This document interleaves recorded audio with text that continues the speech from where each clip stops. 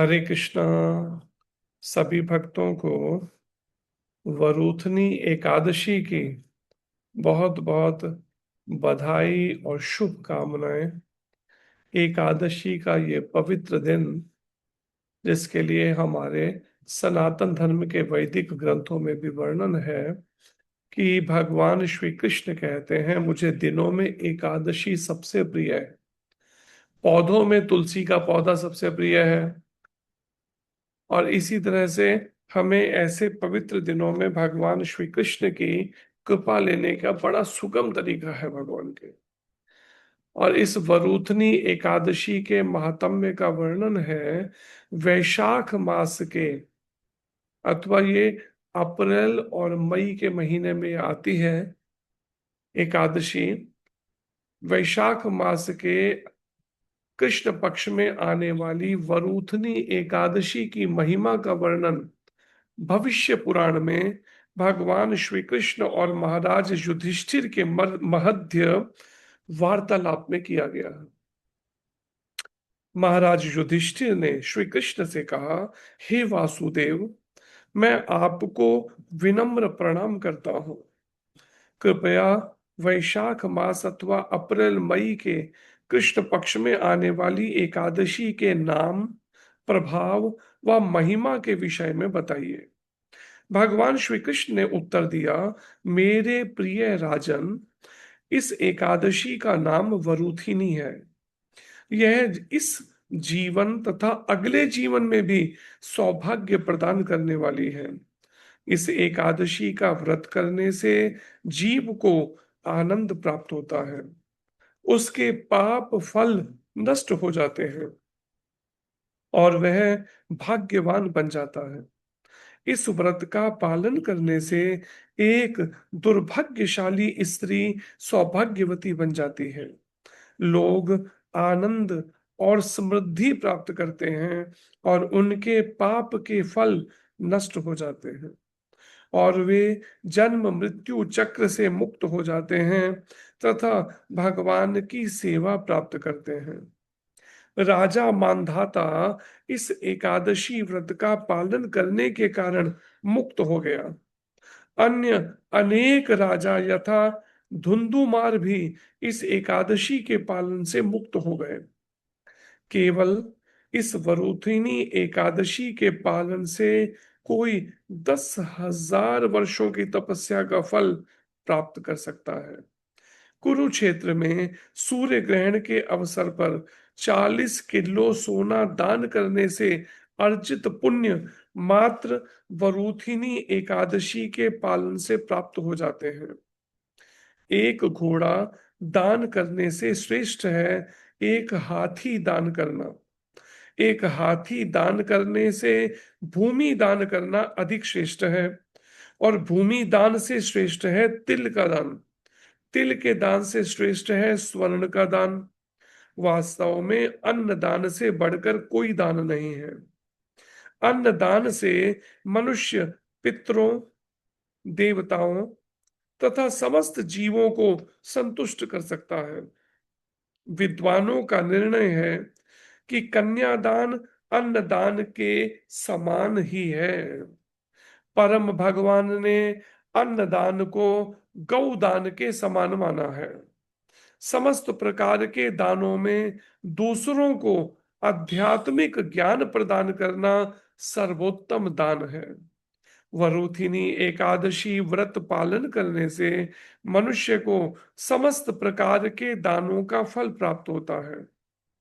जो व्यक्ति अपनी पुत्री को बेचकर अपनी जीविका अर्जित करता है, वह प्रलय काल तक नरक में वास करने योग्य होता है। किसी को भी अपनी पुत्री के बदले धन ग्रहण नहीं करना चाहिए। जो गृहस्थ लोभ के कारण धन के लिए अपनी कन्या का व्यापार करता है, वह अगले जन्म में एक बिल्ली बनता है। एक व्यक्ति को अपने सामर्थ्य अनुसार अपनी कन्या को आभूषणों से अलंकृत करना चाहिए और उसे एक योग्य वर को दान में देना चाहिए। यमराज का सचिव चित्रगुप्त भी ऐसे दान द्वारा अर्जित पुण्य का अनुमान नहीं लगा सकता। यदि कोई वरूथिनी एकादशी का व्रत पालन करता है तो उसके समस्त पाप नष्ट हो जाते हैं और वह परम गति प्राप्त करता है। जो मनुष्य एकादशी को जागरण करता है और भगवान जनार्दन की उपासना करता है, वह पाप मुक्त होकर जीवन का परम लक्ष्य प्राप्त करता है। जो भी इस एकादशी की महिमा का श्रवण या पाठ करता है, वह निश्चित रूप से 1,000 गायों के दान का फल प्राप्त करता है, समस्त पाप फलों से मुक्त हो जाता है और विष्णु लोक प्राप्त करता है। वरूथिनी एकादशी की जय। वरूथिनी एकादशी महात्म्य की जय। श्री कृष्ण चंद्र भगवान की जय। श्री युधिष्ठिर जी महाराज की जय। जगदुशला प्रभुपाद महाराज की जय। श्री गुरु महाराज की जय। अनंत कोटि वैष्णव वृंद की जय। निताय गौर प्रेमानंदे। हरि हरि बोल। तो ये एकादशी का पवित्र कथा है, वरूथिनी एकादशी की। तो अब सभी प्रयास करके एकादशी व्रत का सभी को पालन करना चाहिए। ऐसा भी शास्त्रों में वर्णन है हमारे सनातन धर्म के कि हर 15 दिन में जो ये एकादशी आती है, एकादशी के दिन पाप जो संसार का है, उस पाप का वास अन्न में होता है और जो भी एकादशी को अन्न खाता है, पाप उसमें प्रवेश कर जाता है। इसलिए उसकी बुद्धि सही समय पे सही निर्णय नहीं दे पाएगी।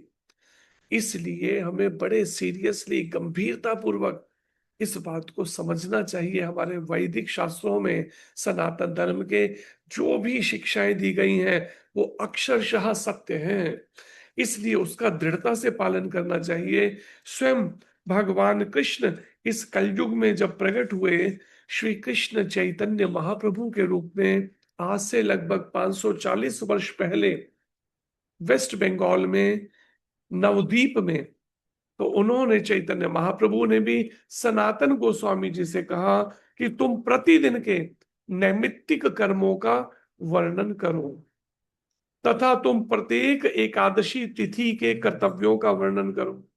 एकादशी, जन्माष्टमी, वामन द्वादशी, रामनवमी तथा नरसिंह चतुर्दशी व्रतों का पालन करना चाहिए।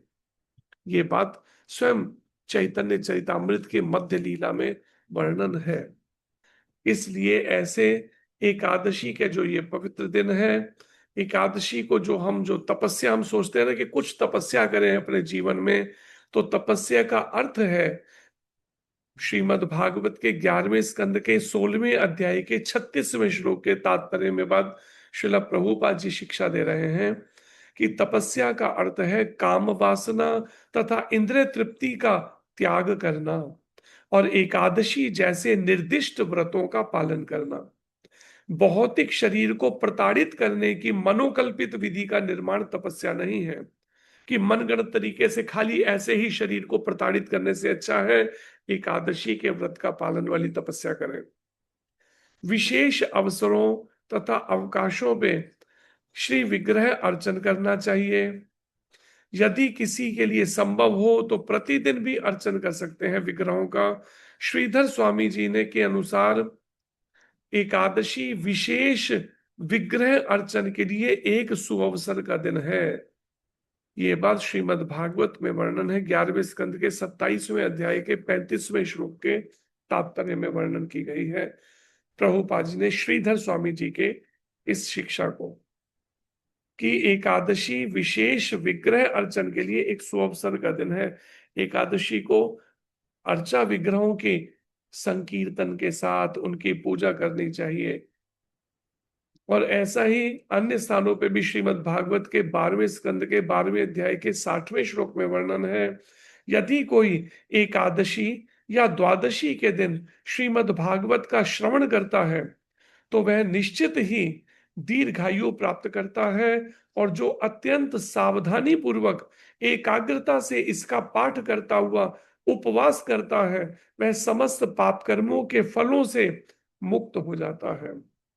इसलिए यत्न पूर्वक हमें एकादशी का व्रत करना चाहिए। और इस वरूथनी एकादशी का पंचांग के अनुसार जो संधि है वो 12 अप्रैल को रात्रि में 1:17 से शुरू हो जाएगी, और जो 13 तारीख को रात्रि में 1:09 तक चलेगी। तो ऐसे में ये एकादशी का जो व्रत है वो 13 अप्रैल को रखने वाला है, क्योंकि कहते हैं ना, सूर्य जब उदित होता है उस समय से उसका समय मानना चाहिए। तो 13 तारीख को जो सूर्य उदय से, तो इसलिए एकादशी का व्रत 13 तारीख को रखने का वैष्णव जो समाज में है रखते हैं। और साथ में ही इसका पारण समय जो है, अलग अलग स्थानों पर कुछ कुछ समय का अंतराल रहता है पंचांग के अनुसार, लेकिन एक बीच का समय जो है वो है सुबह प्रातः काल 14 तारीख को 7:30 बजे से लेके 7:30 से लेके 9 बजे के बीच में पारण कर सकते हैं। और कुछ जगहों पर कुछ थोड़ा पहले शुरू हो जाएगा, कुछ जगहों पे थोड़ा बाद तक चलेगा का, लेकिन ये बीच का समय सब जगह लगभग रहेगा भारत में। 7:30 बजे से 9 बजे तक के बीच में 14 तारीख को द्वादशी के दिन अन्न ग्रहण करके, प्रसाद कुछ ग्रहण करके हम पारण कर सकते हैं, जो एकादशी का सभी भक्त व्रत रखेंगे। तो सभी यत्न पूर्वक एकादशी का आइए व्रत करके, और ये भगवान श्री कृष्ण चैतन्य महाप्रभु के रूप में जो प्रकट हुए, उन्होंने कृपा करके ये महामंत्र हरे कृष्ण कृष्ण कृष्ण हरे हरे, हरे राम राम राम हरे हरे, इस महामंत्र का जप कीर्तन का उन्होंने बताया ये ऐसा है जो हमारे सारे अंतःकरण के, हृदय के सारे दोषों को, कल्मश को शुद्ध कर देगा, मन के सारे विकारों को दूर कर देगा। जैसे गुरु महाराज कहते हैं, जैसे शरीर की या कपड़ों की धुलाई साबुन पानी से जैसे होती है कपड़ों की, ऐसे ही मन में जो काम क्रोध मोह लोभ अहंकार दंभ ईर्ष्या द्वेष छल कपट है, ये सारा कलमश इस हरे कृष्ण महामंत्र का जप और कीर्तन करने से शुद्ध हो सकता है। और विशेषकर ऐसे एकादशी के पवित्र दिनों में इस महामंत्र का जप और साथ में रात्रि जागरण करें तो बहुत ही अच्छा होगा। अगर कोई निर्जला रह सके तो बहुत अच्छा है, अगर नहीं तो जल पीकर फिर रह ले। फिर भी कठिनाई हो तो फलाहार ले ले, लेकिन अन्न तो बिल्कुल नहीं लेना चाहिए।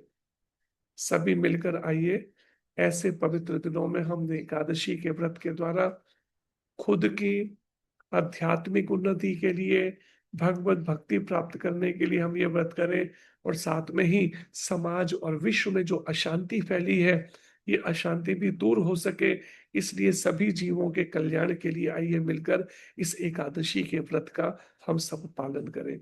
हरे कृष्णा। धन्यवाद। हरे कृष्ण कृष्ण कृष्ण हरे हरे, हरे राम राम राम हरे हरे। हरे कृष्ण।